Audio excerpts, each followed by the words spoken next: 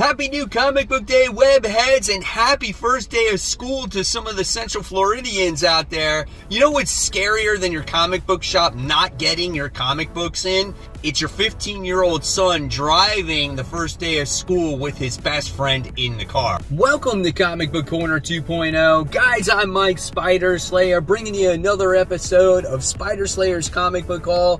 Fans, this is episode 543, and this is the video series where each and every week I bring you what I pick up at the comic book store. Guys, this is the first time I've been at the shop in quite some time when they first opened, so totally excited to be 100% back. We're going to get the Facebook shout outs. And guys, my comic shop is Comic Central, located in the city of Sanford. So if you're ever in the Central Florida area, tell them Mike Spider Slayer sent you. You won't be disappointed with the selection and the customer service. So let's get started, guys, with the mysterious black bag. Here we go. The comics are inside. And there was a kind of a big comic book people were trying to chase after today, and we'll get to that in a little bit. So we have our stack here. Underneath, you can see there are bags and boards. Let's get the comics ready. On Friday, I'm going to have a video where it's showcasing a whole bunch of CGC books that I just recently picked up in the past couple of weeks. So hopefully you guys will tune into that. So here we go. Again, the stack without the bags and boards. And the first thing that I wound up getting is Deadly Foes Spider-Man. This is issue 1. I actually didn't get this at the shop. I met a friend of mine that had some Spidey books, and he was trying to sell them, and he was going to Sam's Club, and he's like, Mike, you want to check out some of these Spidey books I have? And I was like, yeah, sure. And Spidey Foes of Spider-Man, or Deadly Foes of Spider-Man, is a book that came out in the 90s. I always had like issues 2 and 3, never had issue 1.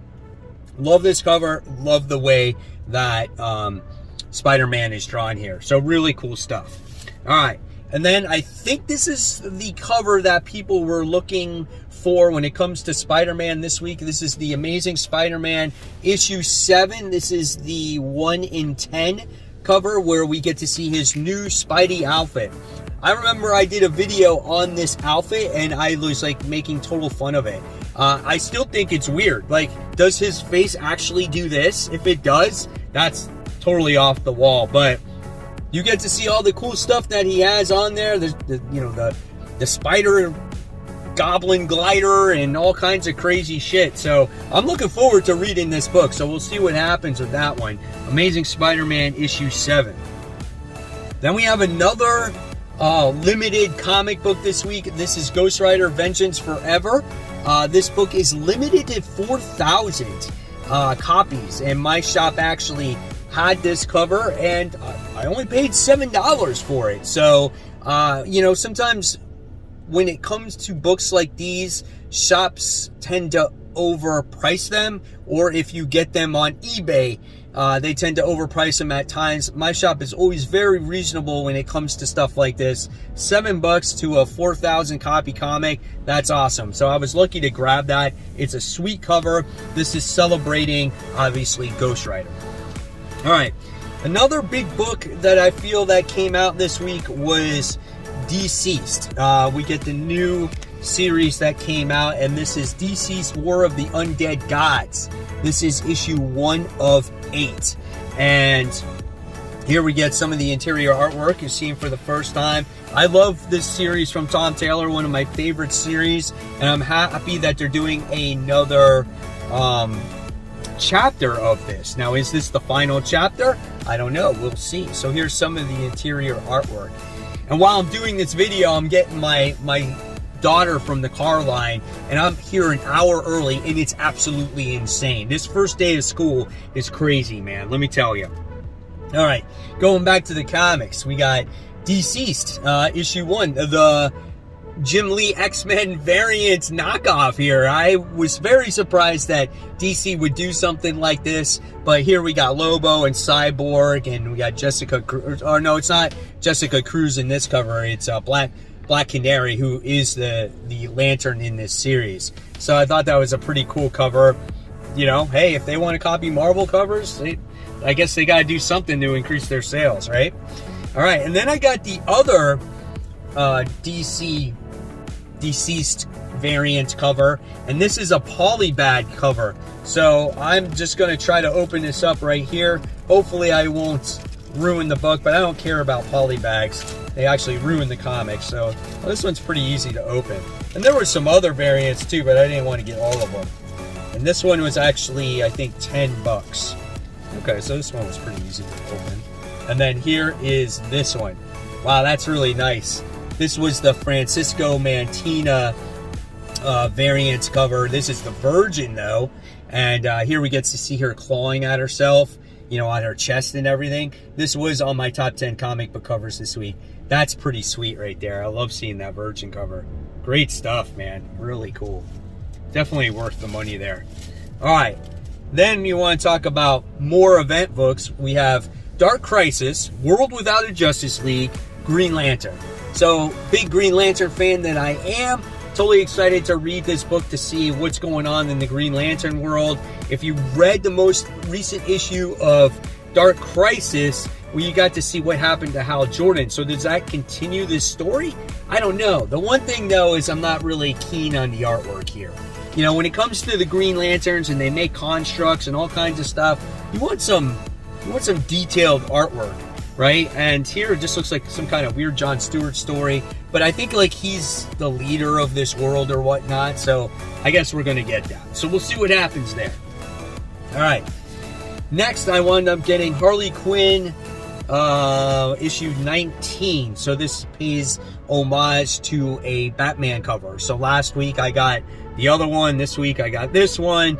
I don't read Harley Quinn on a regular basis, so I have no idea what the story's about. So sorry about that.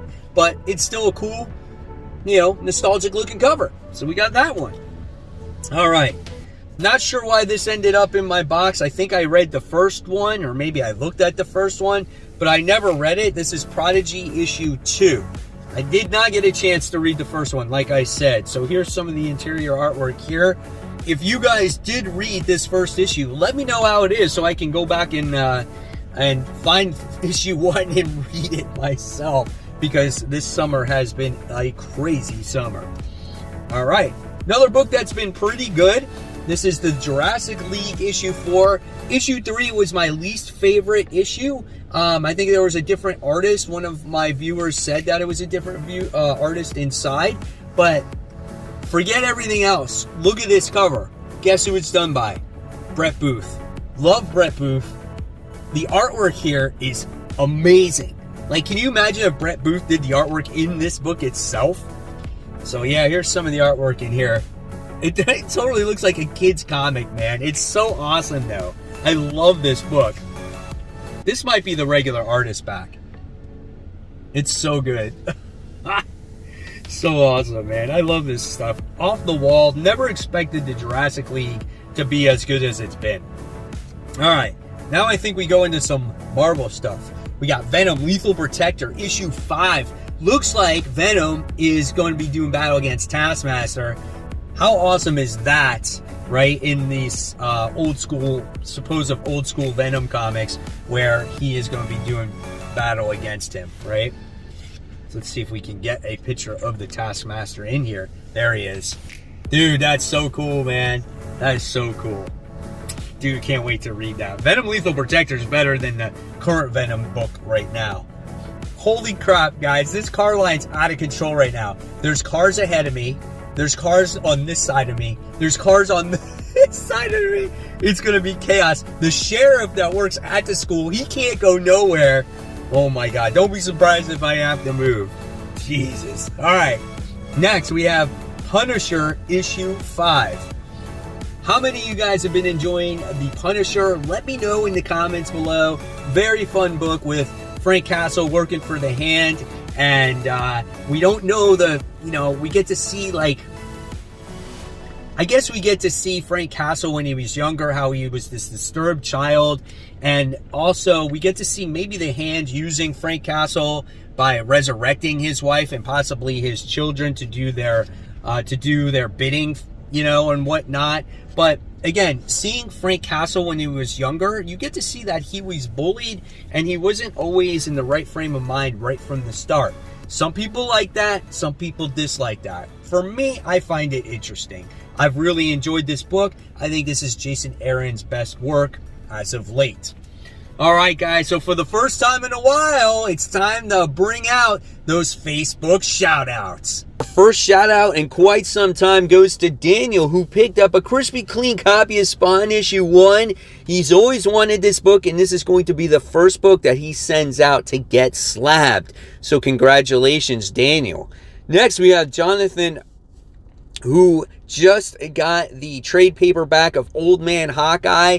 This has Giacchetto artwork. This series is so well done. Hopefully you enjoy this story. I loved it. I love the Old Man Logan stuff as well. Congratulations. Once again, enjoy, Jonathan.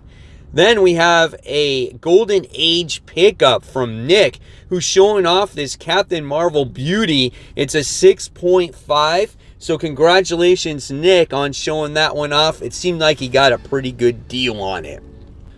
So guys, if you want to become part of the community, guys, just go on to Facebook, search my group, Comic Book Corner 2.0, Webheads Unite. This is a fabulous community where we talk anything and everything comics, as long as it's positive. Whether it's books that came out a long time ago, whether it's your guys' comic book hauls, your CGCs, anything and everything, like I said, about comics. Again, Comic Book Corner 2.0, Webheads Unite. All right, so now back to the haul. We have 8 Billion Genies. This is book number 4. What a great book, man. Love this story of all these 8 billion genies making their way towards Earth, and everybody's got a wish, and now the whole Earth is gone to hell, except this one little bar where the man who had his genie wished that everything that's associated with inside the bar is going to be safe during whatever happens in this crazy event. It's been a wild ride so far. I think it's like 8 seconds, 8 days, 8 weeks. Every issue, time goes further and further, and you get to see how the Earth actually deteriorates. This is such a great book, man. I love it. And like I said before, it's got options. Whether it holds any kind of value in the future, who cares? It's just a great story, man. I love it. All right. Now I wound up getting Gunslinger issue 10. I did not get this book when it came out. It was sold out at my shop. Looks like they got a couple more copies. And I was like, yes, because I want to know who this new villain is. And I love Gunslinger Spawn, and the new one's about to come out. So I'm like, sweet, man. I don't miss an issue. I love Brett Booth artwork, and I can't wait. Oh, man, I want to know who this guy is. Look at that. Is that like a samurai Spawn character there? Are there more Spawns coming? Like, look at that art. This book is so good. I love this book. Oh, I love that cover, too.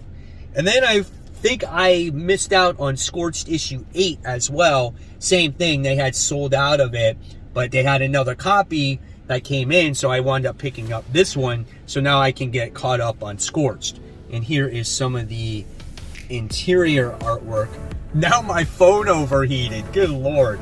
All right, let's get through this before it overheats again. Amazing Spider-Man. This is issue 7. This is the main cover. So let's check out the interior artwork with John Romita Jr. doing the artwork, I'm pretty sure. I want to see that costume, or how he gets the costume. Got MJ on there. She looks like she's stoned or something, man. So here's some more of the interior art. So we'll see what happens, how good old Peter Parker gets that suit, right? Next, we have Avengers X-Men Eternals Judgment Day.